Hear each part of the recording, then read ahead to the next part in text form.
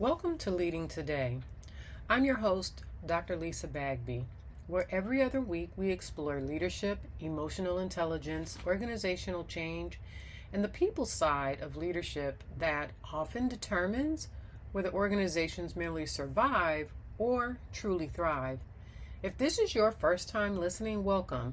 And if you've been on this journey with me for a while, well, thank you. Thank you for continuing to invest in becoming a better leader. Before we begin, don't forget to check out my new leadership puzzle challenge on social media, particularly after today's episode. Every puzzle is designed to make you think differently about leadership and emotional intelligence. Today's puzzle is directly connected to this conversation, and I think you'll enjoy trying to solve it before I reveal the answer later this week. Now, I'd like to start with a question. If I asked your team to describe in one word how you are as a leader, or even just to describe you as a person, what would they say? Would they say you're approachable, demanding, confident, intimidating, supportive, or respected? Here's why I ask. I've coached leaders for years, and I've discovered something fascinating. Very few leaders wake up every morning wanting people to fear them. Likewise, very few leaders intentionally decide they simply want everyone to like them. Yet, many leaders, they actually drift toward one of those two extremes. Some become people pleasers, others become power protectors. And both often miss the one thing that actually creates extraordinary leadership: respect. Respect is not the middle ground between being liked and feared. Respect is something entirely different. It is earned. One of the biggest myths in leadership is believing that your title earns respect. It doesn't. Your title gives you authority. It may help open a couple of doors, but your behavior is what determines your influence. But there's another myth that deserves to disappear.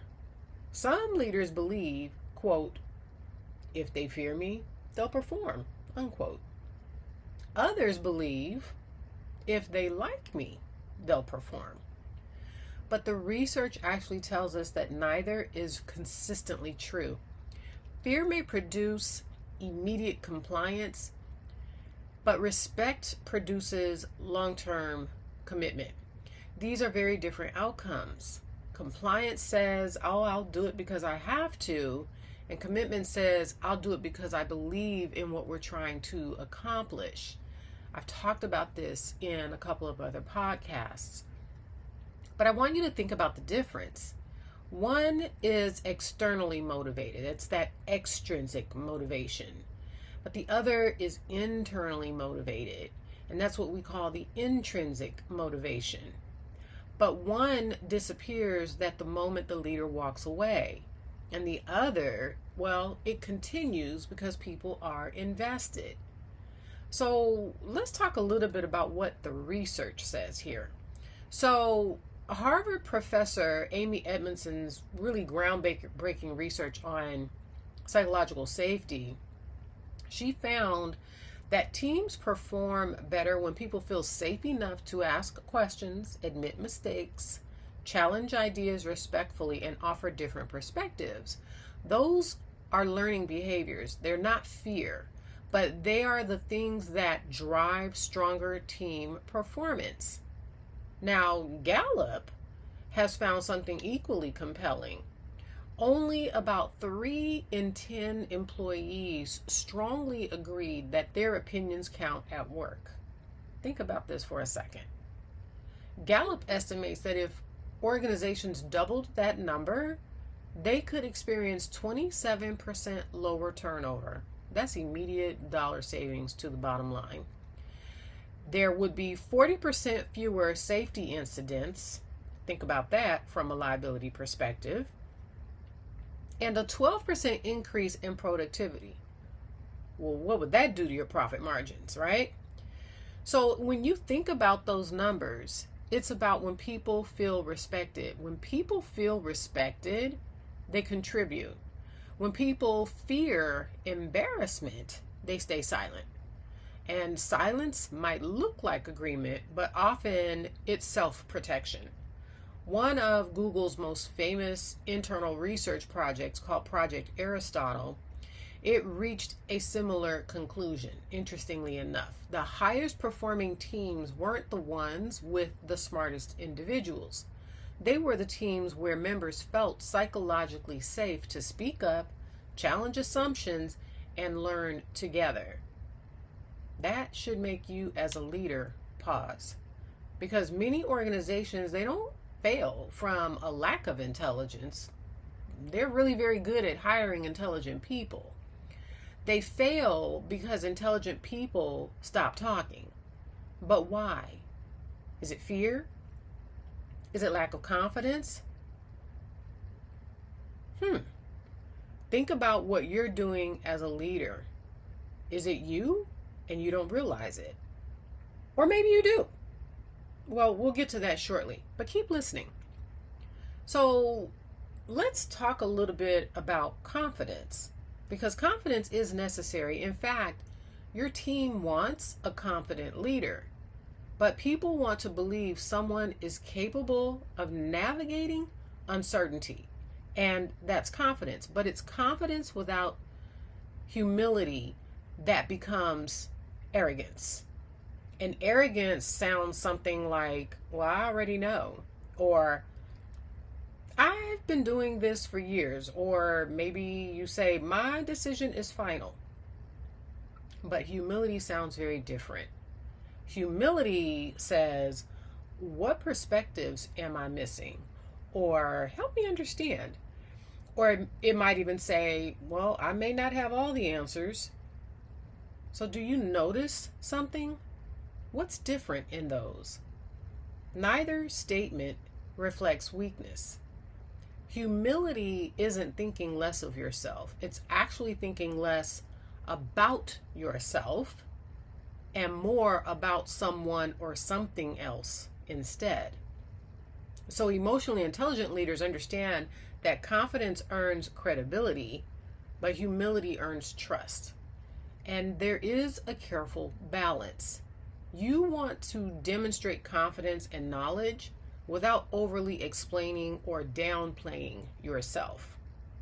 But together, humility and confidence, well, they earn respect. So you might ask, how do I become the leader whom others respect? Well, here's 3 ways to become that leader. So get ready to write these down. Number 1, choose consistency over popularity. Leadership is not a popularity contest. Sometimes you will disappoint people. Sometimes you'll have to make difficult decisions. But respect doesn't grow because everyone agrees with you. Respect grows because people know you are fair. They know your standards don't change depending on who is standing in front of you. You're not a people pleaser. You're the leader who people can trust. They can rely on you because you're consistent. And consistency creates predictability, and predictability creates trust, and trust helps create respect. So ask yourself, are people experiencing the same version of me every day? Or do they have to wonder which version they're getting or going to get? Number 2, practice curious confidence. One of the strongest and best questions a leader can ask is, what am I not seeing?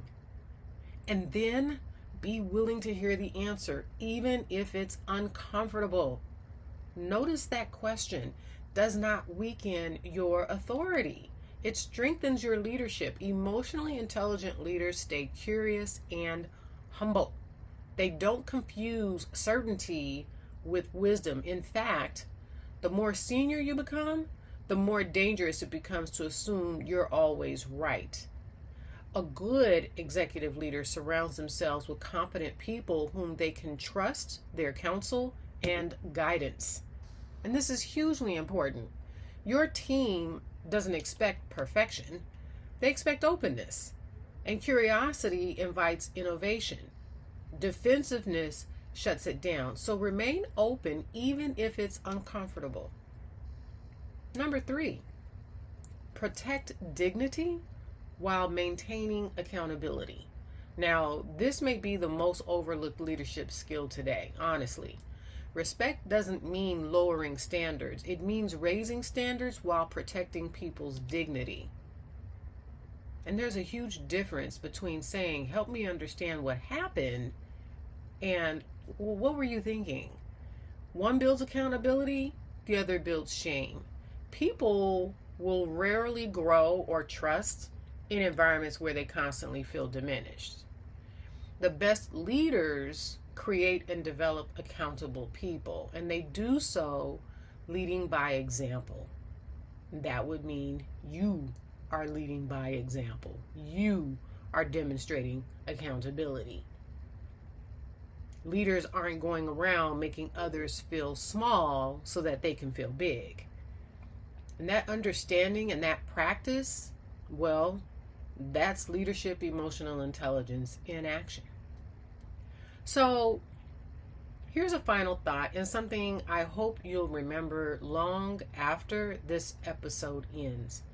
People may admire intelligence, they may admire confidence, and they may even admire authority, but they give their very best effort to leaders who respect them and whom they respect. Not because they're forced to, but because they choose to. And fear can make someone comply today, but respect, well, it inspires someone to stay committed tomorrow and beyond.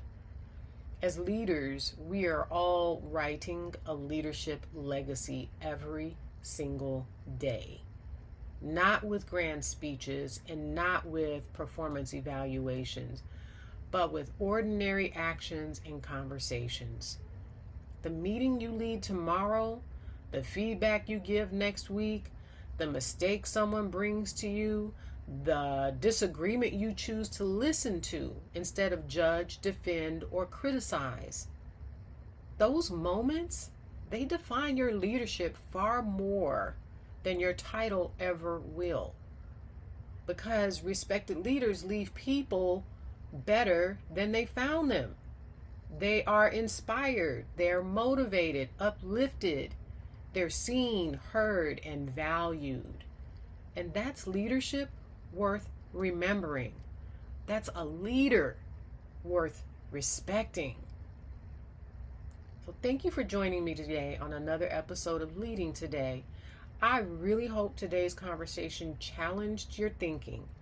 So please share this episode with another leader or a mentor or an emerging professional. Good leadership is contagious. And one meaningful podcast or conversation can be the difference. So do that for a colleague. I feel pretty confident that they'll respect you and thank you for it. It's free, so why not share? And before you go, don't forget to visit my media pages, Instagram, TikTok, under Dr. Lisa, for this week's Leadership Puzzle Challenge. See if you can solve it before I reveal the answer later this week. Anyway, I'm Dr. Lisa Bagby. I want you to lead with confidence, lead with humility, and lead with respect. But above all, start leading today.